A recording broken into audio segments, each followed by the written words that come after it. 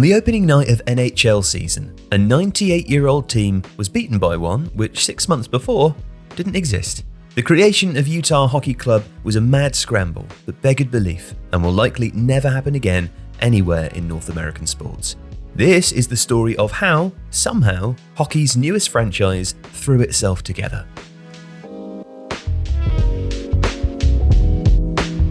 The Utah Hockey Club doesn't have a nickname yet. There hasn't been time for that.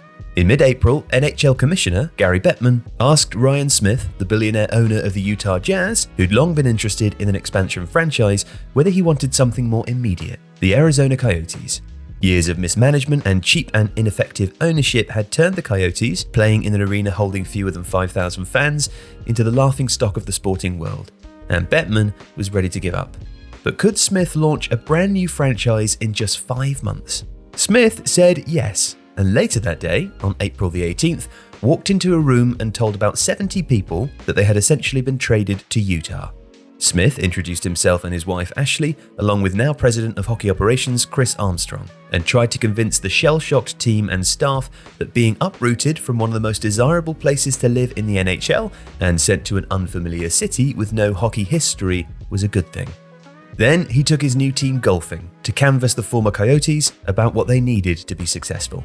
He asked us about what we wanted that we hadn't had in the past, said forward Lawson Krause, and the answers came back. They needed better hotels, better flights, better food, more of a scientific focus on recovery. On the way home, Smith called up his contact at Delta, the Jazz's main corporate partner, and laid out the players' travel needs. Just like that, the work had begun. 6 days later, more than 12,000 fans welcomed the players to Delta Center for a raucous pep rally. Earlier, hundreds of youth hockey players had greeted the erstwhile Coyotes at the airport. They had fans, yes, but they didn't have a name, any jerseys, any apartments, or even a locker room. But the team at Smith Entertainment Group was already working on that and trying to get the Delta Center ready for hockey before the end of the summer. The fear around the NHL was that Delta Center would be a poor venue for hockey, with huge swathes of seats unable to see the full sheet of ice, and that it would become yet another inferior, embarrassing situation for these players to deal with. And no, Delta Center is not perfect. 5,000 obstructed view seats is an awful lot, and 11,000 normal seats is insufficient. But the space available has been used imaginatively.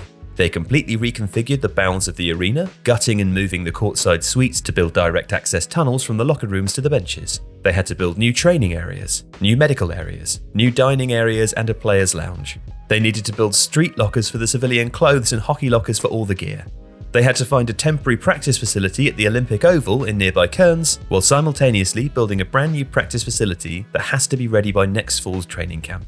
And they had to think about all the little details too, like a place for the equipment staff to sharpen skates and for players to blowtorch and shape their stick blades.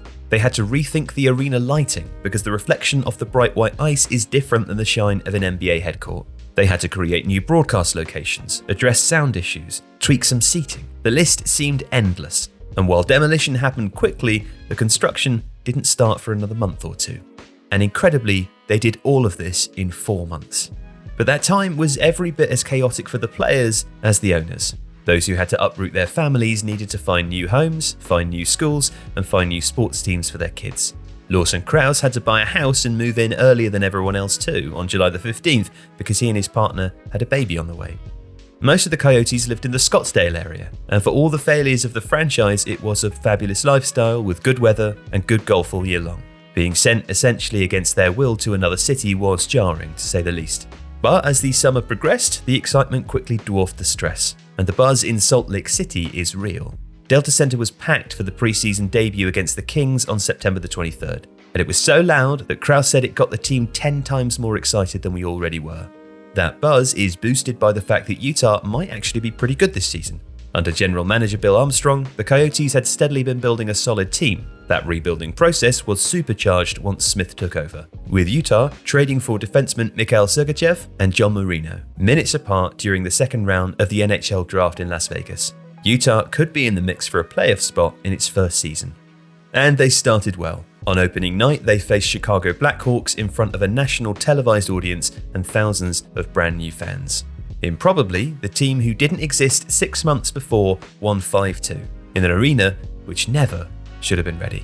If you like this video, please consider subscribing to the channel. The Athletic is home to the best team of sports writers, reporters, and analysts in the world, offering exclusive stories and unrivaled insight. You can try The Athletic for free for 30 days by clicking the link in the description.